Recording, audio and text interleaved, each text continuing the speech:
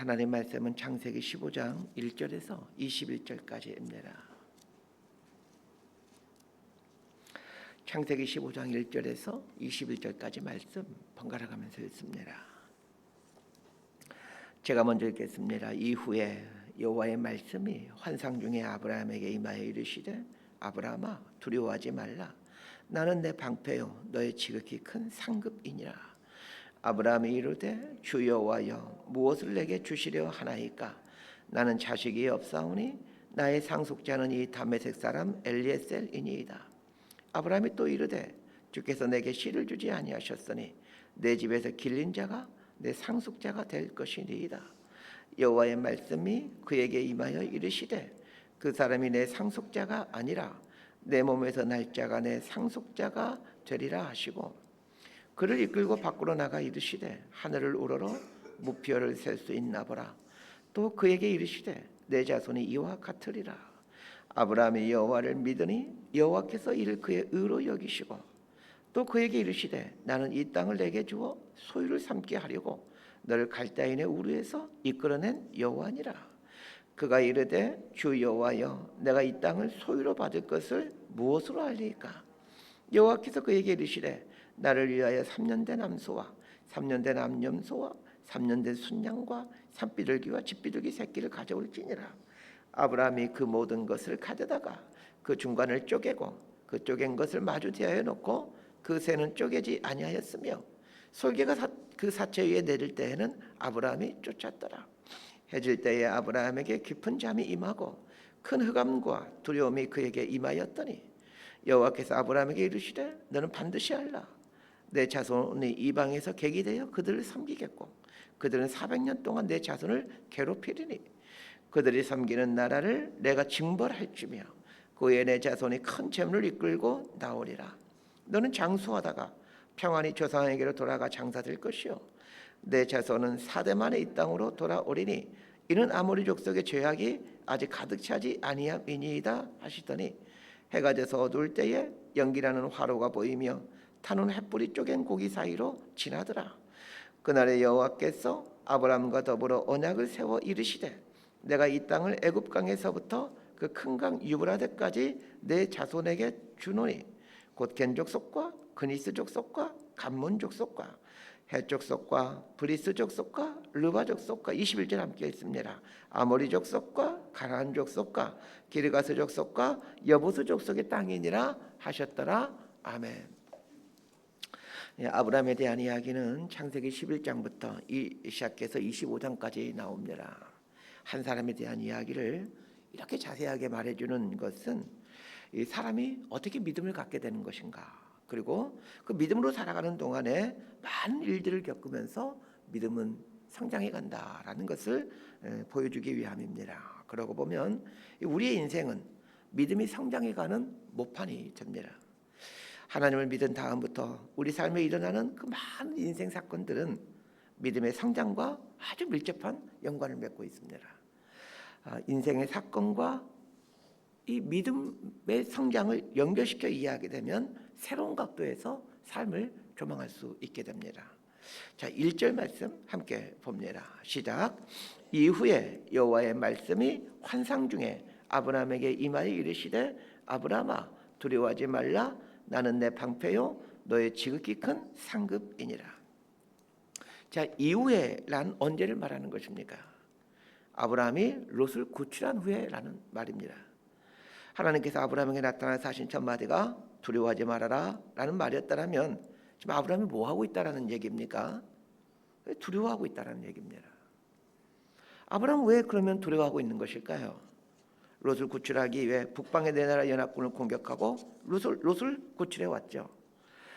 그때는 조카가 사로잡혔다라는 말을 듣고 그냥 경황이 없는 가운데서 구출해 냈는데 그 롯을 구출해서 돌아와서 보니까 좀 자신이 한 일이 심각한 일이라는 것을 깨닫게 된 것입니다. 뒷감당이 안 되는 일을 저지른 것이죠. 당시 근동 지역을 다스리고 있는 실질적인 통치자들을 건드려 놓고 왔으니 그 사람들 가만히 있겠습니까? 우리가 살아가는 동안에 이런 위기를 만날 때가 있습니다. 하나님 믿는다고 위기가 사라지는 것이 아닙니다. 성경에 나오는 많은 믿음의 사람들이 위기를 만났고 그 위기 앞에서 두려워했습니다. 위기의 상황이 닥치게 되면 두려움이 몰려오겠지만 두려움 속에서 떨고 있지만 말고 하나님을 바라볼 수 있게 되기를 바랍니다. 하나님을 바라보며 하나님의 도우심을 구하십시오. 하나님의 도움을 구하게 되면 하나님은 두 가지 방법으로 문제를 해결해 가십니다. 첫 번째는 상황을 역전시켜가는 방법입니다. 두 번째는 나를 만지시고 나를 단련시켜서 위기를 극복해낼 수 있도록 하시는 방법입니다. 하나님은 이 두 가지 방법 중 우리에게 더 적당한 방법을 선택하십니다. 그래서 우리가 위기 앞에서 기도할 때 두 가지를 놓고 기도해야 됩니다.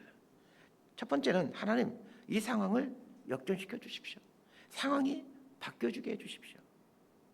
또 하나의 기도는 하나님, 제가 이 어려움과 위기를 잘 견뎌낼 수 있도록 용기를 주시고 힘을 주십시오. 어려움이 올지라도 끝까지 하나님 신뢰하고 믿음으로 승리하게 해주십시오. 이런 기도를 드려야 합니다. 하나님께서 아브라함에게 나는 네 방패이다 라고 말씀해 주십니다. 이 말은 하나님께서 너의 방패가 되어서 내가 친히 막아주겠다라는 뜻입니다. 오늘 본문 상황을 바꾸게 되면 지금 이 상황을 바꿔주겠다는 얘기입니다. 내 나라의 북방연합군이 너에게 쳐들어오지 못하도록 하겠다라는 얘기입니다. 하나님은 아브라함에게 나는 네 방패이다 라고 말씀하시는 후 이어서 나는 너의 지극히 큰 상급이다 이렇게 말을 합니다. 나는 너의 지극히 큰 상급이다 라는 이 말을 듣자 아브라함은 그게 무슨 뜻인지 금방 알아차립니다. 아브라함에게 있어서 지금 상황에서 지극히 큰 상급, 지극히 큰 선물은 무엇이겠습니까? 자식이죠. 유일하게 지금 아브라함에게 남아있는 것은 자식입니다. 이 자식 문제가 인생에 해결하지 못한 유일한 문제입니다. 자, 2절 말씀 함께 읽습니다. 시작.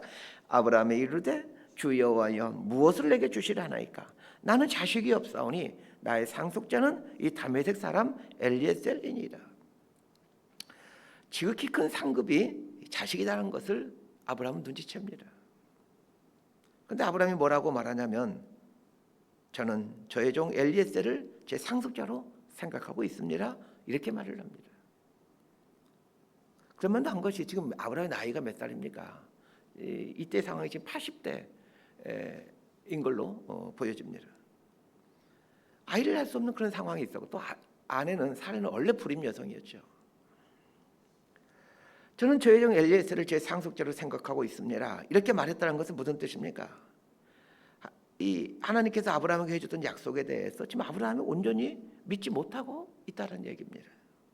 하나님께서 자식을 주시겠다라고 네 자손이 바닷가의 모래와 같이 하늘의 별과 같이 많게 해주겠다라는 말씀을 주셨음에도 불구하고 아브라함은 이 엘리에셀이라는 종을 자신의 상속자, 자신의 양아들로 생각해놓고 있었던 것입니다. 아브라함은 하나님께서 자신에게 한 약속을 이루어갈 것이라는 그 기대와 꿈을 상실해버렸습니다. 왜 그렇습니까? 이 자신의 형편과 상황을 보기 때문에 그렇습니다. 하나님을 향한 기대와 꿈이 상실되는 때가 죽는 때입니다. 아직 생명이 붙어있다라면 마른 막대기 같은 내 인생을 통해서도 하나님은 새로운 일을 하실 거라는 그 믿음을 갖고 오늘 하루하루를 살아가시길 바랍니다. 자, 4절과 5절 말씀 함께 읽도록 합니다. 시작. 여호와의 말씀이 그에게 임하여 이르시되 그 사람이 내 상속자가 아니라 내 몸에서 날짜가 내 상속자가 되리라 하시고 그를 이끌고 밖으로 나가 이르시되 하늘을 우러러 무별을 셀 수 있나 보라. 또 그에게 이르시되 내 자손이 이와 같으리라. 아브라함은 자기 자신에 대해서 포기하였죠. 자식을 낳을 수 있다라는 생각을 포기하였죠. 그렇지만 하나님은 아브라함에 대해 포기하지 않으셨습니다. 하나님께서 포기하지 않으셨다라면 아직 희망은 있습니다. 하나님 우리를 포기하지 않으십니다. 그러면 여러분도 여러분에 대해서 포기하지 않게 되기를 바랍니다. 내가 이 나이에 뭘 하겠어요? 내가 지금 이 상황에서 뭘 하겠어요? 이렇게 생각하지 않게 되기를 바랍니다. 하나님은 아브라함을 밖으로 데리고 나가 하늘의 별을 보게 합니다. 그런 별을 세어보라고 하죠. 셀 수 없을 만큼 별이 많습니다. 하나님은 아브라함에게 네 자손이 저렇게 많아지게 될 것이다 말씀하십니다. 우리를 향한 하나님의 생각과 꿈은 하늘에 있는 별처럼 많습니다. 중요한 것은 그것을 믿고 모험하고 도전하느냐 여기에 달려 있는 거죠. 자, 6절 말씀 함께 보도록 합니다. 시작. 아브라함이 여호와를 믿으니 여호와께서 이를 그의 의로 여기시고 하늘의 별처럼 네 자손이 많아질 것이다 라는 이 하나님의 말씀을 아브라함이 믿었습니다. 그런데 여기서 중요한 질문 한 가지를 해봐야 합니다. 네 자손이 하늘의 별과 같이 많게 될 것이다, 이 말씀을 분명 아브라함이 믿었습니다. 자, 그러면 이제 곧바로 바로 이듬해에 이삭을 낳게 됩니까? 그렇지 않습니다. 최소 10년 후에나 이삭은 태어납니다. 이 젊은 사람에게 10년하고 지금 아브라함의 이 늙은 나이의 10년하고는 자식을 낳는 문제에 있어서는 다른 거죠. 20대의 10년하고 80대의 10년하고는 다른 겁니다. 자식을 낳는 문제와 관련해서. 여기에 우리의 갈등이 있습니다. 아브라함이 하나님의 말씀을 분명 믿었습니다. 약속을 믿었습니다. 그럼 곧바로 믿은 대로 돼야 되는데 곧바로 일어나지가 않는다는 것입니다. 10년 이상이 지나서야 아기가 한 명 태어납니다.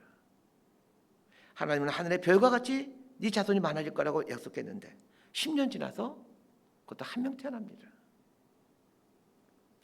그리고 아브라함은 그 이삭 아들 한 명만 보고 죽지 손자가 태어나는 것을 보지 못하고 죽습니다. 그럼 아브라함에게 해줬던 그 약속이 거짓입니까? 그렇지 않습니다. 우리는 아브라함에게 해줬던 그 약속이 이루어졌다는 것을 알고 있습니다. 하나님께서 아브라함에게 자식을 주겠다고 했으면 빨리 주실 일이지 왜 이렇게 미그적거리는 것일까요? 만약 하나님께서 아브라함에게 그 약속한 아들을 일찍 주었다면 아브라함이 무슨 생각했을까요? 하나님이 낳게 해준 게 아니라 내가 낳았다라고 생각을 합니다. 아직 내가 젊어서 내가 아기를 낳았다라고 생각을 합니다. 하나님께서 아브라함을 원하시는 것은 하나님이 낳게 해주셨습니다. 이것이죠. 그러기 위해서 인간적으로 도저히 아이를 낳을 수 없을 때까지 기다리는 겁니다. 그게 100살입니다. 100세가 되었음에도 불구하고 만약 아브라함이 인간적인 방법으로 애를 낳을 수 있다라고 자신만만하고 있었다면 아마도 그 시간은 더 늦춰졌을 것입니다. 이걸 통해서 무엇을 할 수 있습니까? 우리가 나에게 절망할 때 하나님이 일하시기 시작한다는 것입니다. 내가 아무것도 할 수 없다라고 철저히 깨닫게 될 때 그때 하나님께서 일하십니다. 그래서 사도 바울이 내가 약할 때 그때가 강함이니라 라고 고백한 것입니다. 내가 살아있을 때에는 하나님은 잠잠합니다. 내 안에 혈기가 있을 때는 하나님은 잠잠하십니다. 모세가 혈기왕성한 40세일 때는 하나님은 모세를 사용하지 않습니다. 모세가 애굽의 왕자로서 실력과 힘을 가지고 있을 때 가장 일하기 좋은 때 같은데 하나님은 일하시지 않습니다. 모세가 80이 되어 힘이 다 빠져 있을 때, 왕자의 자리와 자존심이 다 사라질 때, 그래서 양의 똥냄새에 자신을 묻어놓고 살고 있을 때에 하나님께서 모세를 찾아오시고 그를 사용하시는 겁니다. 하나님께서 사용하셨던 사람들은 이런 자기 부인의 단계를 거칩니다. 이런 단계를 거치지 않으면 자기 힘으로 일하고 자기 힘으로 신앙생활합니다. 하나님이 아브라함에게 이삭을 100세나 되어 주신 중요한 이유가 있습니다. 그건 예수 그리스도를 말해주기 위해서입니다. 하나님은 믿음의 조상 아브라함에게 100세 이삭을 낳게 함으로 도저히 아이를 낳을 수가 없죠. 100세에 어떻게 아이를 낳습니까? 또 아내가 불임 여성인데 아이를 낳을 수 없는 100세의 나이에 아내를 낳을 수 없는 불임 여성과의 사이에서 아이를 낳게 함으로 먼 훗날 인류를 구원할 메시아가 성령으로 처녀에게서 태어날 것이라는 것을 계시해 주는 겁니다. 아브라함이 무표를 보면서 하나님의 말씀을 믿자 하나님께서 아브라함을 의롭다고 여겨주신 것처럼 먼 훗날 성령으로 처녀의 몸에서 잉태될 그 예수 그리스도를 믿는 자마다 의롭게 여겨주겠다라는 그런 또 계시이기도 합니다. 자, 8절에서 9절까지 말씀 함께 읽습니다. 시작. 그가 이르되 주 여호와여 내가 이 땅을 소유로 받을 것을 무엇으로 알리이까? 여호와께서 그에게 이르시되 나를 위하여 3년 된 암소와 3년 된 암염소와 3년 된 순양과 산비둘기와 집비둘기 새끼를 가져올지니라. 하나님께서 아브라함에게 네 몸에서 날짜가 하늘의 별과 같이 많아질 거야. 그리고 이 가나안 땅을 네 자손에게 줄 거야. 이렇게 약속하시다 하나님께서 아브라함이 증거를 요구합니다. 한 증거를 주십시오. 그래서 하나님께서 3년 된 암소와 3년 된 암염소와 3년 된 순양과 산비둘기와 짚부기 새끼를 가져오라 이렇게 말씀하십니다. 하나님께서 아브라함에게 암소와 암염소와 순양과 비둘기를 가져오라고 하자 아브라함은 그게 무슨 말인지 금방 알아듣습니다. 우리는 하나님께서 왜 이 가축들을 가져오라고 하실까 궁금하지만 아브라함은 쉽게 알아듣습니다. 암소와 암염소와 순양과 비둘기를 가져오라라는 말은 지금식으로 하면 그 계약서 가져와 이런 뜻입니다. 사인해 줄 테니까 계약서 가져와 이런 얘기입니다. 자, 10절과 11절 말씀 함께 읽습니다. 시작. 아브라함이 그 모든 것을 가져다가 그 중간을 쪼개고 그 쪼갠 것을 마주 대하여 놓고 그 새는 쪼개지 아니하였으며 솔개가 그 사체에 내릴 때는 아브라함이 쫓았더라. 아브라함이 짐승들 가지고 와서 그 짐승들을 잡아 죽이고는 반으로 쪼갭니다. 그리고 그 쪼갠 고기를 어느 정도 거리를 두고 펼쳐 놓습니다. 이것은 아브라함 당시에 국가와 국가 간에 혹은 개인 간에 아주 중요한 계약을 맺을 때 하는 풍습입니다. 국가와 국가 간에 계약을 할 때 가축을 잡아 거리를 두고 펼쳐놓고 각 나라의 왕이 그 사이를 왔다 갔다 합니다. 이것은 이런 뜻입니다. 만약 이 계약을 어길 경우 이 쪼갠 동물들처럼 당신을 둘로 쪼개어 죽여도 줬다라는 뜻입니다. 이런 계약 방식을 히타이트 조약이라고 합니다. 목숨 걸고 약속을 이행했다. 내가 만약 약속을 이행하지 않으면 날 둘로 쪼개어 죽여라. 이것이 이제 히타이트 조약의 핵심입니다. 하나님은 아브라함에게 3년 된 암소와 3년 된 암염소와 3년 된 순양을 준비하라고 하셨습니다. 왜 하필이면 3년 된 가축을 준비하라고 말씀하신 것일까요? 이 3이라는 숫자는 충만을 의미하는 숫자입니다. 3년 된 가축들은 약속의 징표로서 손색이 전혀 없는 완전한 가축이라는 얘기입니다. 마찬가지입니다. 예수님은 우리들의 죄를 용서하시기 위해 전혀 손색이 없는 어린 양으로 오셨습니다. 이 땅에는 예수님 말고도 십자가에 죽은 사람들이 무수히 많습니다. 그러나 그들의 십자가 죽음은 우리의 죄를 구속할 수가 없습니다. 오직 예수님의 십자가만이 우리의 죄를 대속하실 수가 있죠. 동물들을 둘로 쪼개었다라는 말은 완전히 죽였다라는 말이기도 합니다. 둘로 쪼개어서 거리를 두고 떼어 놓았는데도 살아있는 짐승은 있을 수가 없죠. 하나님과 우리가 관계를 맺기 위해서는 제물 대신 예수님이 완전히 죽으셔야만 합니다. 예수님이 죽지 않으면 우리 하나님과의 관계는 회복될 수가 없습니다. 그러면서 예수님은 기절한 것도 아니고 죽은 채 하신 것도 아닙니다. 완전히 죽으신 것입니다. 말씀 정리합니다. 하나님은 아브라함을 택하셨습니다. 택하셨다라는 말은 놀라운 계획이 있다라는 말입니다. 하나님은 생각 없이 일하시는 분이 아닙니다. 하나님은 생각 없이 택하시는 분이 아닙니다. 택하셨다라면 반드시 하나님의 계획이 있습니다. 성경에 나오는 믿음의 사람들은 하나같이 우리와 똑같은 연약한 사람들이었습니다. 나이가 들었고 능력이 별로였던 사람들입니다. 그러나 그들을 통하여 하나님은 놀라운 일을 행하셨습니다. 하나님은 당신이 내 말이 얼마나 믿을 만한 말인지를 보여주기 위해 하나님을 당신이 얼마나 약속에 신실하신 분이신지를 알려주기 위해 아브라함에게 동물들을 쪼개고 그 사이를 하나님이 지나가십니다. 그 동물을 쪼갠 고기 사이로 하나님이 지나가세요. 이런 뜻이죠. 만약 내 말이 거짓말이라면, 내가 너에게 한 약속이 이루어지지 않는다라면 나를 이렇게 죽여도 좋다. 하나님이 나를 죽여도 좋다 라는 뜻입니다. 하나님은 신실하신 분이십니다. 무엇보다도 우리를 너무 사랑하시는 분이십니다. 그분이 우리에게 갖고 계시는 꿈과 계획은 희한한 것이 아닙니다. 이 하나님을 신뢰하며 믿음으로 나아가는 저와 여러분들 될 수 있게 되기를 진심으로 소망하고 축복합니다. 기도하겠습니다. 하나님 아버지, 하나님은 신실하신 분이십니다. 우리가 말씀을 통해 수많은 약속들을 해주셨습니다. 우리를 얼마나 사랑하시는지, 우리를 향한 계획이 얼마나 놀랍고 크신지를 말씀해 주셨습니다. 이 하나님의 계획들을 믿음으로 받아들이며 어떤 어려움과 고난에도 하나님의 계획을 이루어가는 인생으로 살아가게 하여 주옵소서. 세상과 타협하며 대충 살고자 했던 우리들의 이 어리석음을 회개합니다. 우리를 향한 놀라운 계획을 갖고 계시는 하나님께 소망을 두고 하나님과 함께 더불어 살아가는 복된 인생들 되게 하여 주옵소서. 예수님 이름으로 기도드리옵나이다.